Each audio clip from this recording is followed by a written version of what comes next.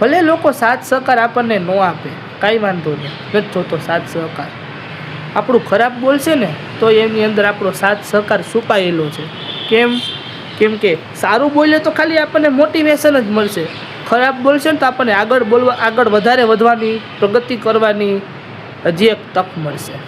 એટલે કોક ખરાબ આપણને કે સારું આપણને કે બહુ મગજ ઉપર ન લેવું. કેમ કે સારું થોડાક સમય માટે છે, ખરાબ થોડાક સમય માટે છે.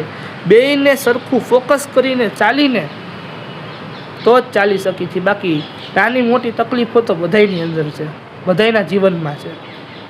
એ તકલીફોને કેવી રીતે સોર્ટ આઉટ કરી અને જીવનમાં હેપીનેસ એન્ટર કરીને સેડનેસ છે એને આઉટ કરવીને એ એક આપણી ઉપર છે, એ ભગવાને આપણી ઉપર મૂક્યું છે.